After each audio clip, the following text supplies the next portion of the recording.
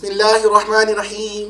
السلام علیکم، میں ہوں نبیل شاہ اور آپ کو نبیل شاہ آفیشل یوٹیوب چینل میں خوش آمدید کہتا ہوں۔ قصص الانبیاء کے سلسلہ وار سیریز کے چیپٹر نمبر 24 میں آج میں حضرت موسیٰ علیہ السلام کی سیرت طیبہ کے تیسرے حصے کا ذکر کروں گا۔ دوستو، آپ سب کے پرزور اصرار پر میں نے قصص الانبیاء کے نام سے ایک مکمل سیریز کا آغاز کیا ہے، جہاں ابو البشر حضرت آدم علیہ السلام سے لے کر سید المرسلین خاتم النبیین حضرت محمد مصطفیٰ صلی اللہ علیہ وآلہ وسلم تک ان مشہور و معروف انبیاء کرام علیہ السلام کی سیرت طیبہ پر قرآن و احادیث مبارکہ کی روشنی میں تفصیل سے بات کروں گا، تاکہ بحیثیت مسلمان خاص طور پر ہمیں اپنے انبیاء کرام کی سیرت طیبہ کا علم ہونا چاہیے۔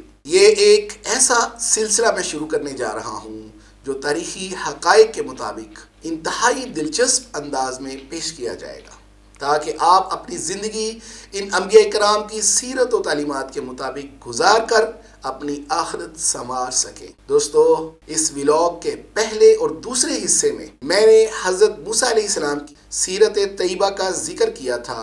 آپ کو بتایا تھا کہ فرعون کون تھا، حضرت موسیٰ علیہ السلام نام و نسب کیا ہے، فرعون نے کیا خواب دیکھا اور حضرت موسیٰ علیہ السلام کی پیدائش کب ہوئی، حضرت موسیٰ علیہ السلام فرعون کے محل میں کیسے پہنچے، حضرت موسیٰ علیہ السلام کس طرح اللہ تعالیٰ سے کوہ طور پر ہم کلام ہوئے، مصر واپسی پر حضرت موسیٰ علیہ السلام نے فرعون کو کیا دعوت دی، فرعون نے حضرت موسیٰ علیہ السلام کو کیا جواب دیا، حضرت موسیٰ علیہ السلام کو اللہ تعالیٰ نے کون سے معجزات عطا کیے، قوم فرعون پر کون سے 6 عذاب نازل ہوئے۔ دوستو، آج کے اس ولاگ میں ہم جانیں گے کہ حضرت موسیٰ علیہ السلام نے کب مصر سے ہجرت کی اور فرعون کس طرح غرق ہوا، حضرت موسیٰ علیہ السلام کوہ طور پر اللہ تعالیٰ سے دوسری دفعہ ہم کلام کب ہوئے، توریت کس طرح حضرت موسیٰ علیہ السلام پر نازل ہوئی، سامری کون تھا اور اس نے کیوں سونے کا بچڑا بنایا، کوہ طور سے واپسی پر حضرت موسیٰ علیہ السلام نے سامری کو کیا سزا دی، بنی اسرائیل کے سروں پر کوہ طور کس طرح معلق ہوا، وادی تیہ میں قید کے دوران اللہ تعالیٰ نے بنی اسرائیل پہ کیا انعامات نازل کیے، بنی اسرائیل نے کس طرح نعمتوں کی ناشکری کی، بیل ذبح کرنے کے حکم پر بنی اسرائیل نے کیا بہانے بنائے۔ مگر اس سب سے پہلے کہ میں ویڈیو میں آگے بڑھوں، اگر آپ نے ابھی تک میرے چینل نبیل شاہ آفیشل کو سبسکرائب نہیں کیا تو ابھی کر لیجئے اور ساتھ میں بیل آئیکن کے بٹن کو بھی پریس کر دیں تاکہ آپ کو میری آنے والی تمام ویڈیوز بر وقت ملتی رہیں۔ حضرت موسیٰ علیہ السلام نے کب مصر سے ہجرت کی اور فرعون کس طرح غرق ہوا۔ دوستو، فرعون کا تکبر، غیظ و غضب اور ظلم و ستم اپنی انتہا کو پہنچ چکا تھا۔ وہ اور اس کے سپاہی حضرت موسیٰ علیہ السلام اور ان کے ساتھیوں کے خون کے پیاسے تھے۔ ایسے میں اللہ تعالیٰ نے آپ کو ہجرت کا حکم فرمایا۔ قرآن کریم کی سورت طٰہٰ آیت نمبر 77 میں ارشاد باری تعالیٰ ہے، اعوذ باللہ من الشیطان الرجیم، بسم اللہ الرحمن الرحیم، وَلَقَدْ أَوْحَيْنَا إِلَى مُوسَىٰ أَنْ أَسْرِ بِعِبَادِي فَاضْرِبْ لَهُمْ طَرِيقًا فِي الْبَحْرِ يَبَسًا لَا تَخَافُ دَرَكًا وَلَا تَخْشَىٰ، اور بلا شبہ یقیناً ہم نے موسیٰ کی طرف وحی کی کہ میرے بندوں کو راتوں رات لے جا، بس ان کے لیے سمندر میں ایک خشک راستہ بنا، نہ تو پکڑے جانے سے خوف کھائے گا اور نہ ڈرے گا۔ لہٰذا دوستو، موسیٰ علیہ السلام رات کے پہلے حصے میں بنی اسرائیل کو لے کے مصر سے دریائے قلزم یعنی جسے بحر احمر کی طرف نکلے۔ ابن کثیر میں علامہ طبری رحمۃ اللہ علیہ بیان کرتے ہیں کہ حضرت موسیٰ علیہ السلام کے ساتھ 6,30,000 سوار اور 20,000 پیادے تھے، ان کے علاوہ عورتیں، لڑکیاں اور بچے بھی تھے۔ حضرت موسیٰ علیہ السلام 9 محرم کو ہفتے کے دن غروب آفتاب کے بعد مصر سے روانہ ہوئے۔ قوم کے نکلنے کی خبر صبح کو ہوئی۔ اس نے فوری طور پر 7 لاکھ سے زائد سواروں کے ساتھ ان کا پیچھا کیا۔ جب بنی اسرائیل نے اپنے پیچھے فوجی سیلاب کو اور آگے بپھری موجوں کو دیکھا تو گھبرا اٹھے۔ قرآن کریم کی سورۃ الشعراء کی آیت نمبر 61 تا 63 میں ارشاد باری تعالیٰ ہے۔ سورۃ الشعراء آیت نمبر 61۔ فَلَمَّا تَرَاءَ الْجَمْعَانِ قَالَ أَصْحَابُ مُوسَىٰ إِنَّا لَمُدْرَكُونَ۔ پھر جب دونوں جماعتوں نے ایک دوسرے کو دیکھا تو موسیٰ کے ساتھیوں نے کہا بے شک ہم یقیناً پکڑے جانے والے ہیں۔ قَالَ كَلَّا إِنَّ مَعِيَ رَبِّي سَيَهْدِينِ۔ کہا ہرگز نہیں، بے شک میرے ساتھ میرا رب ہے، وہ مجھے ضرور راستہ بتائے گا۔ فَأَوْحَيْنَا إِلَى مُوسَىٰ أَنِ اضْرِب بِّعَصَاكَ الْبَحْرَ فَانفَلَقَ فَكَانَ كُلُّ فِرْقٍ كَالطَّوْدِ الْعَظِيمِ۔ تو ہم نے موسیٰ کی طرف وحی کی کہ اپنی لاٹھی سمندر پر مار، بس وہ پھٹ گیا تو ہر ٹکڑا بہت بڑے پہاڑ کی طرح ہو گیا۔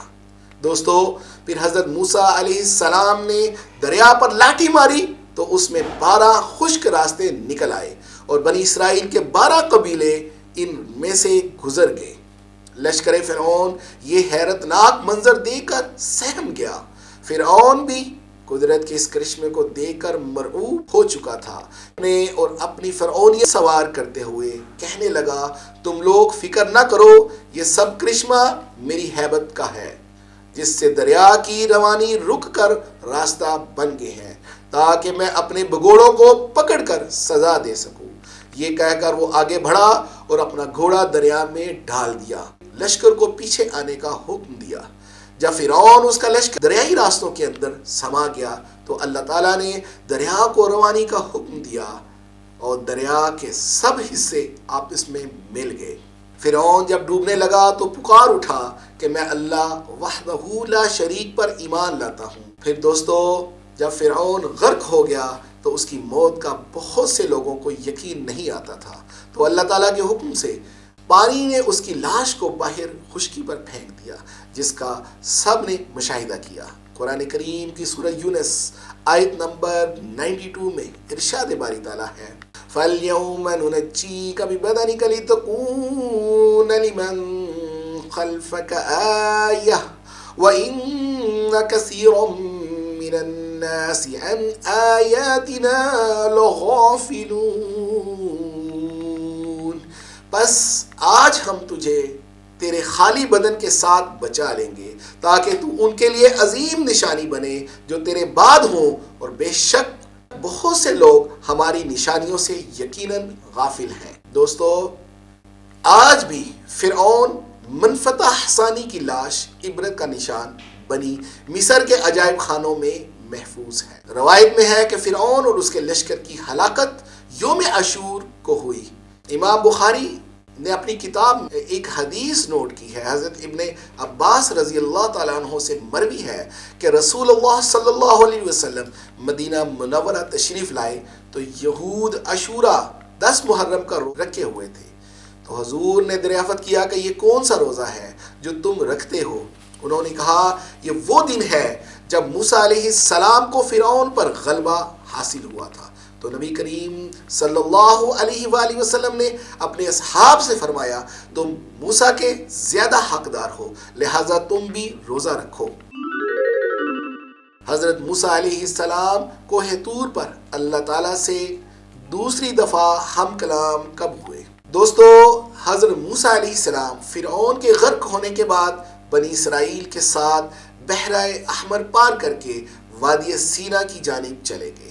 راستے میں ایک ایسی قوم کے پاس سے گزرے جو بتوں کو پوجتی تھی۔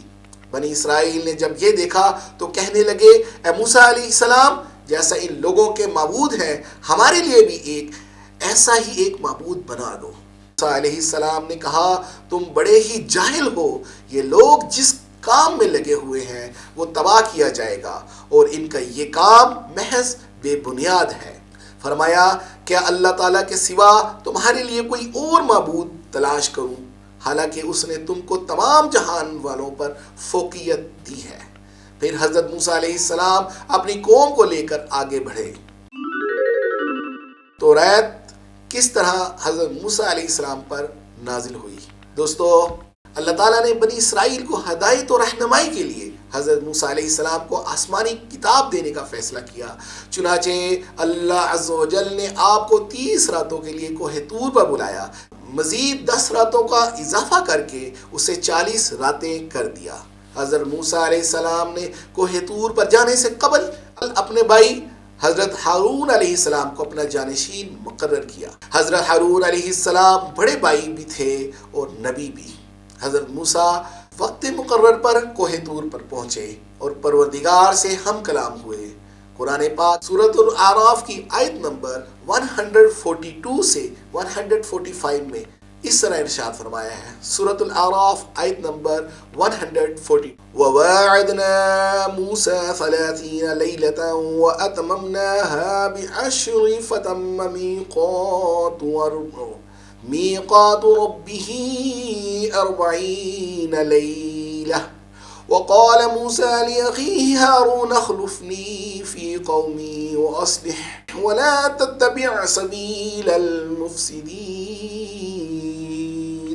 اور ہم نے موسیٰ سے 30 راتوں کی میعاد مقرر کی اور اس سے 10 راتوں کے ساتھ پورا کر دیا، سو اس کے رب کی مقررہ مدت 40 راتیں پوری ہو گئیں۔ اور موسیٰ نے اپنے بھائی ہارون سے کہا میری قوم میں تو میرا جانشین رہ اور اصلاح کرنا اور مفسدوں کے راستے پر نہ چلنا۔ سورۃ الاعراف آیت نمبر 143 میں ارشاد باری تعالیٰ ہے وَلَمَّا جَاءَ مُوسَى لِمِيقَاتِنَا وَكَلَّمَهُ رَبُّهُ قَالَ رَبِّي أَرِنِي أَنظُرْ إِلَيْكَ قال لن تراني ولكن انظر إلى الجبل فإن استقر مكانه فسوف تراني فلما تجلى ربه للجبل جعله دكا وخر موسى صعقا فلما أفاق قال سبحانك تبت إليك وأنا أول المؤمنين۔ اور جب موسیٰ ہمارے مقررہ وقت پر آیا اور اس کے رب نے اس سے کلام کیا تو اس نے کہا اے میرے رب مجھے دکھا کہ میں تجھے دیکھوں۔ فرمایا تو مجھے ہرگز نہ دیکھے گا اور لیکن اس پہاڑ کی طرف دیکھ، سو اگر وہ اپنی جگہ پر برقرار رہا تو عنقریب تو مجھے دیکھ لے گا۔ تو پھر اس کا رب پہاڑ کے سامنے ظاہر ہوا تو اسے ریزہ ریزہ کر دیا اور موسیٰ بھی بے ہوش ہو کر گر پڑا۔ پھر جب اسے ہوش آیا تو اس نے کہا تو پاک ہے، میں نے تیری طرف توبہ کی اور میں ایمان لانے والوں میں سب سے پہلا ہوں۔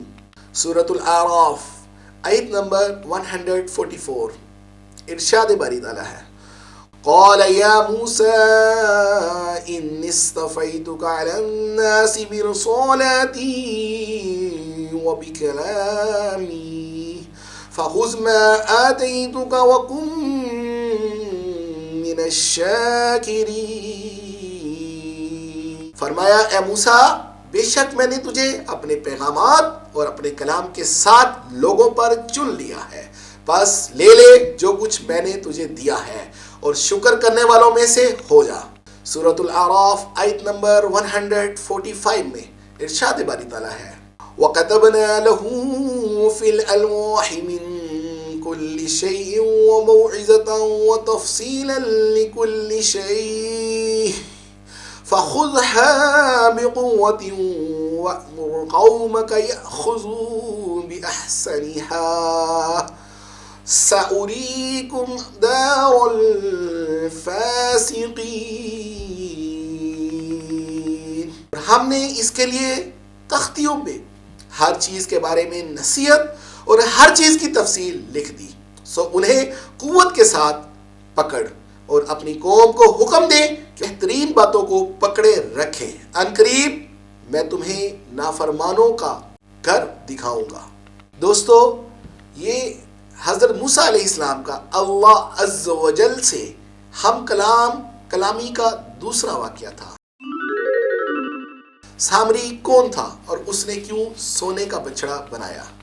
دوستو، حضرت موسیٰ علیہ السلام جب 40 راتوں کے لیے کوہ طور پر گئے تو پیچھے سامری نامی ایک کتبی نے، جو حضرت موسیٰ علیہ السلام کا پڑوسی تھا اور بظاہر آپ پر ایمان لا کر ساتھ ہو گیا تھا، بنی اسرائیل سے سونے کے زیورات اکٹھے کر کے ایک بچڑا تیار کیا، جس میں اس نے حضرت جبریل علیہ السلام کے گھوڑے کے سموں کی نیچے کی مٹی بھی شامل کر دی۔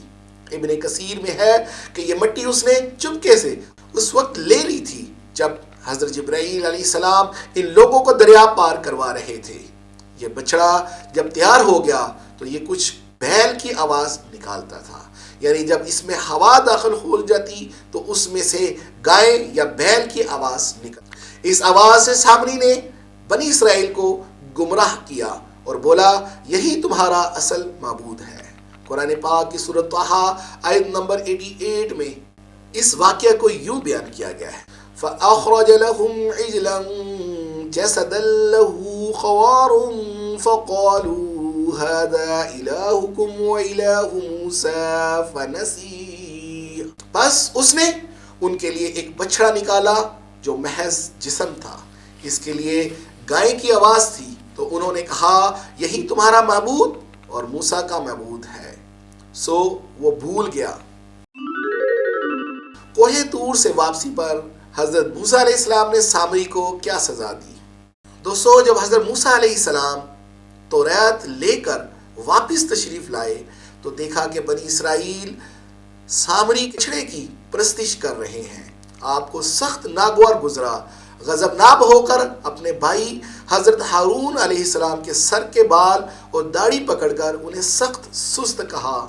پھر حضرت موسیٰ سامری کی طرف متوجہ ہوئے اور فرمایا تو نے یہ حرکت کیوں کی؟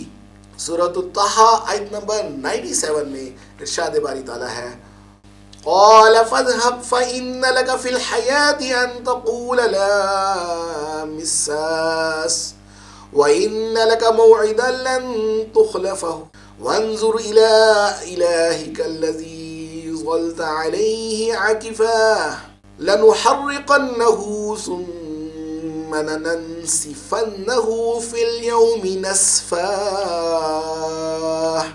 کہا پس جا کر بے شک تیرے لیے زندگی بھر یہ ہے کہ کہتا رہے ایک دوسرے کو چھونا نہیں، اور بے شک تیرے لیے ایک اور بھی وعدہ ہے جس کی خلاف ورزی تجھ سے ہرگز نہ کی جائے گی۔ اپنے معبود کو دیکھ جس پر تو مجاور بنا رہا، یقیناً ہم اسے ضرور اچھی طرح جلائیں گے، پھر یقیناً اسے ضرور سمندر میں اڑا دیں گے، اڑانا اچھی طرح۔ اور دوستو، پھر ایسا ہی ہوا، سامری عمر بھر یہی کہتا رہا مجھے نہ چھونا، کیونکہ اسے چھوتے ہی چھونے والا اور سامری دونوں شدید بخار میں مبتلا ہو جاتے۔ پھر وہ انسانوں کی بستی سے نکل کر جنگل میں چلا گیا، جہاں جانوروں کے ساتھ زندگی گزاری اور عبرت کا نمونہ بن گیا۔ حضرت موسیٰ علیہ السلام اس کے بچڑے کو جلا کر دریا میں پھینک دیا۔ بنی اسرائیل کے سروں پر کوہ طور کس طرح معلق ہوا؟ دوستو، حضرت موسیٰ علیہ السلام نے جب تورات سے درس و تدریس شروع کی تو بنی اسرائیل ایک مرتبہ پھر ہیلے بہانے کرنے لگے اور بولے اے موسیٰ، ہم یہ کیسے یقین کر لیں کہ یہ اللہ کا کلام ہے؟ ہو سکتا ہے کہ تم نے خود ہی بنا لیا ہو۔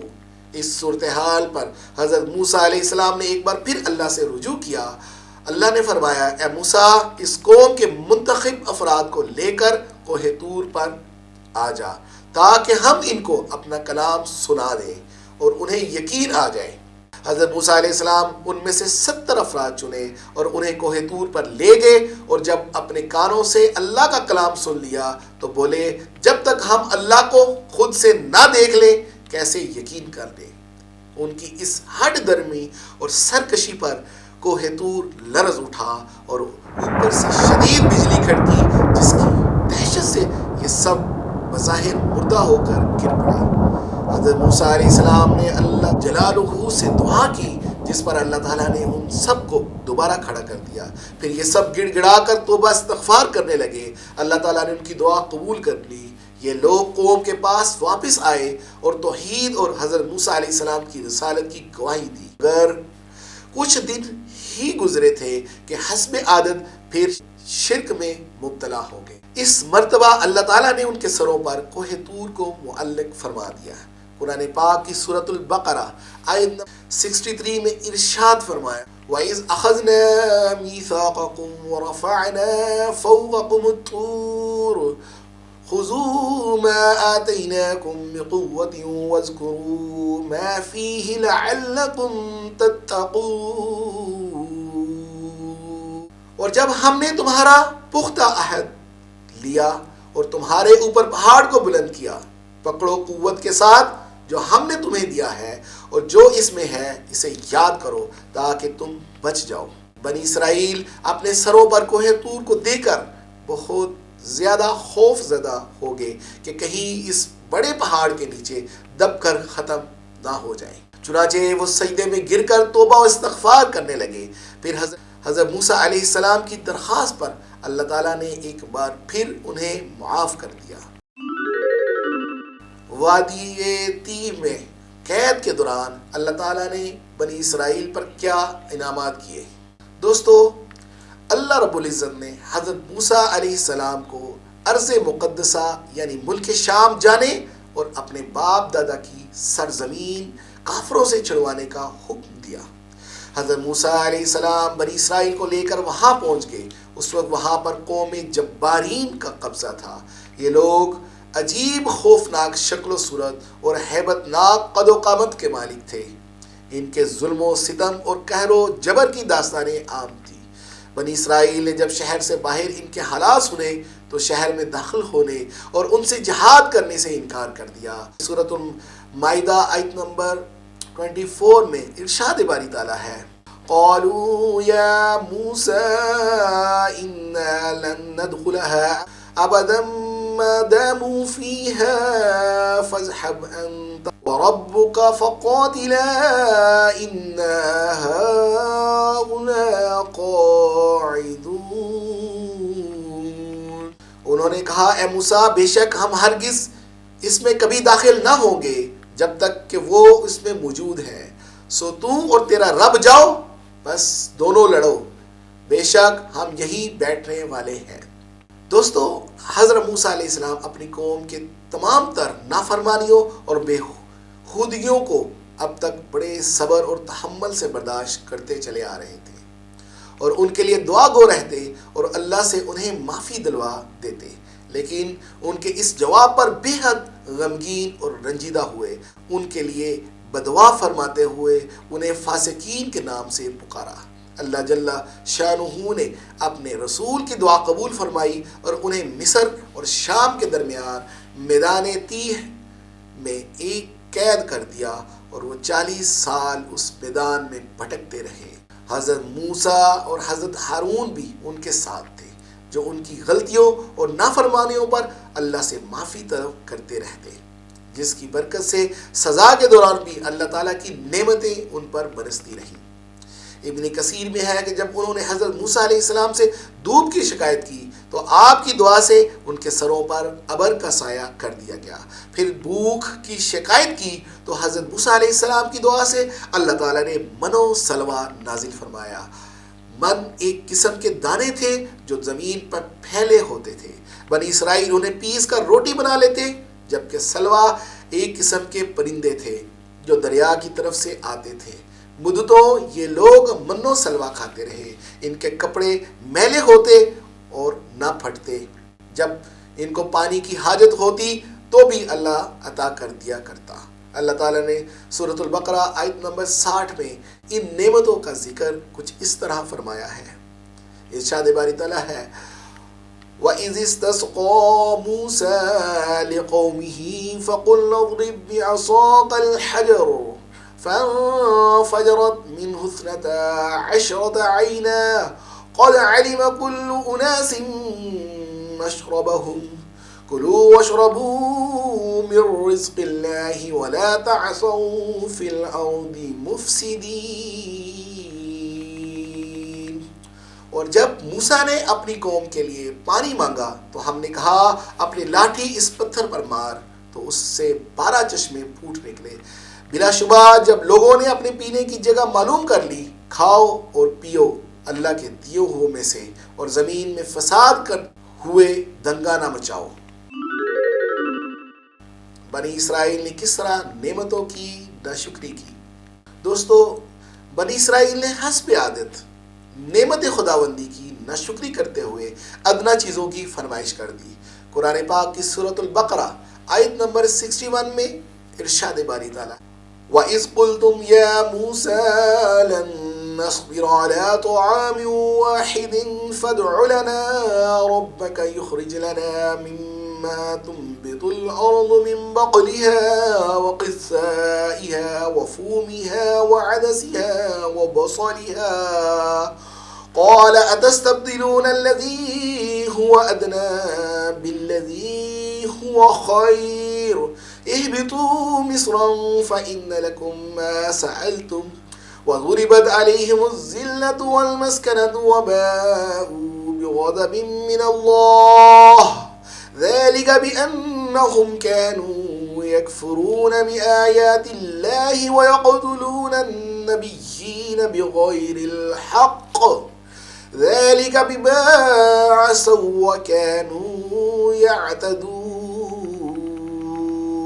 اور جب تم نے کہا اے موسیٰ ہم ایک کھانے پر ہرگز صبر نہ کریں گے، سو ہمارے لیے اپنے رب سے دعا کر وہ ہمارے لیے کچھ ایسی چیزیں نکالے جو زمین اپنی ترکاری اور اپنی ککڑی اور اپنی گندم اور اپنی مسور اور اپنے پیاز میں سے اگاتی ہے۔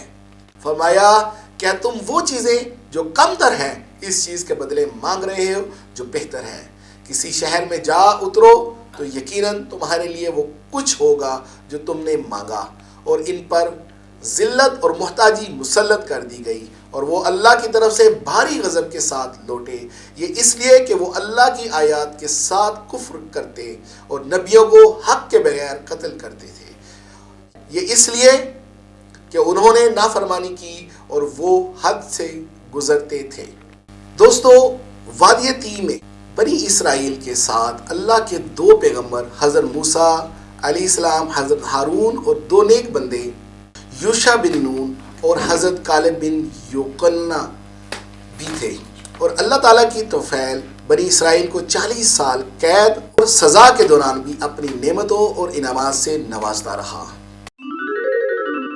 بیل ذبح کرنے کے حکم پر بنی اسرائیل نے کیا بہانے بنائے؟ حضرت ابن عباس اور دیگر کئی بزرگ فرماتے ہیں کہ بنی اسرائیل میں ایک بہت مالدار بوڑھا تھا جس کے بھتیجے اس کی موت کے متمنی تھے تاکہ وہ وارث بن جائیں، لہٰذا ایک نے اسے قتل کر ڈالا اور اس کی لاش پھینک دی۔ لوگوں کو صبح پتہ چلا تو قاتل کی تلاش شروع ہوئی، مگر کچھ علم نہ ہو سکا۔ لوگ حضرت موسیٰ علیہ السلام کے پاس آئے تو آپ نے اللہ تعالیٰ سے دعا کی، اللہ نے حکم فرمایا کہ ایک گائے ذبح کریں۔ قرآن کریم کی سورۃ البقرہ آیت 67 تا 73 میں اس واقعہ کو یوں بیان کیا گیا ہے۔ سورۃ البقرہ آیت نمبر 67 وَإِذْ قَالَ مُوسَىٰ لِقَوْمِهِ إِنَّ اللَّهَ يَأْمُرُكُمْ أَن تَذْبَحُوا بَقَرَةً قَالُوا وَتَتَّخِذُنَا هُزُوًا قَالَ أَعُوذُ بِاللَّهِ أَنْ أَكُونَ مِنَ الْجَاهِلِينَ۔ اور جب موسیٰ نے اپنی قوم سے کہا بے شک اللہ تمہیں حکم دیتا ہے کہ ایک گائے ذبح کرو، انہوں نے کہا کیا تو ہمیں مذاق بناتا ہے؟ کہا میں اللہ کی پناہ پکڑتا ہوں کہ میں جاہلوں سے ہو جاؤں۔ سورۃ البقرہ آیت نمبر 68 میں ارشاد باری تعالیٰ ہے قال ادع لنا ربك يبين لنا ما هي قال إنه يقول إنها بقرة لا فارز ولا بكر عوان بين ذلك فافعلوا ما تؤمرون۔ انہوں نے کہا ہمارے لیے اپنے رب سے دعا کر، وہ ہمارے لیے واضح کرے وہ گائیں کیا ہے۔ کہا بے شک وہ فرماتا ہے، بے شک وہ ایسی گائیں ہے جو نہ بوڑھی ہے اور نہ بچھڑی، ان کے درمیان جوان عمر کی ہے، تو کرو جو تمہیں حکم دیا جاتا ہے۔ سورۃ البقرہ آیت نمبر 69 میں ارشاد باری تعالیٰ ہے قالوا ادع لنا ربك يبين لنا ما لونها قال إنه يقول إنها بقرة صفراء فاقع لونها تسر الناظرين۔ انہوں نے کہا ہمارے لیے رب سے دعا کر، وہ ہمارے لیے واضح کرے اس کا رنگ کیا ہے۔ کہا بے شک وہ فرماتا ہے کہ بے شک وہ گائے زرد رنگ کی ہے، اس کا رنگ خوب گہرا ہے، دیکھنے والوں کو خوش کرتی ہے۔ سورۃ البقرہ آیت نمبر 70 ارشاد باری تعالیٰ ہے قالوا ادع لنا ربك يبين لنا ما هي إن البقرة تشابه علينا وإنا إن شاء الله لمهتدون۔ انہوں نے کہا ہمارے لیے اپنے رب سے دعا کر، وہ ہمارے لیے واضح کرے وہ گائے کیا ہے۔ بے شک گائیں ہم پر ایک دوسری کے مشابہ ہو گئی ہیں، اور یقیناً ہم اگر اللہ نے چاہا تو مقصد کو پہنچنے ہی والے ہیں۔ سورۃ البقرہ آیت نمبر 71 قال انه يقول انها بقرة لا ذلول تثير الارض ولا تسقي الحرث مسلمة لا شية فيها قالوا الآن جئت بالحق فذبحوها وما كادوا يفعلون۔ کہا بے شک وہ فرماتا ہے کہ وہ ایسی گائے ہے جو نہ جوتی ہوئی ہے کہ زمین میں ہل چلاتی ہو اور نہ کھیتی کو پانی دیتی ہے، صحیح سالم ہے، اس میں کسی اور رنگ کا نشان نہیں۔ انہوں نے کہا اب تو صحیح بات لایا ہے، بس انہوں نے اسے ذبح کیا اور وہ قریب نہ تھے کہ کرتے۔ سورۃ البقرہ آیت نمبر 72 میں ارشاد باری تعالیٰ ہے وَإِذْ قَتَلْتُمْ نَفْسًا فَادَّارَأْتُمْ فِيهَا وَاللَّهُ مُخْرِجٌ مَا كُنْتُمْ تَكْتُمُونَ۔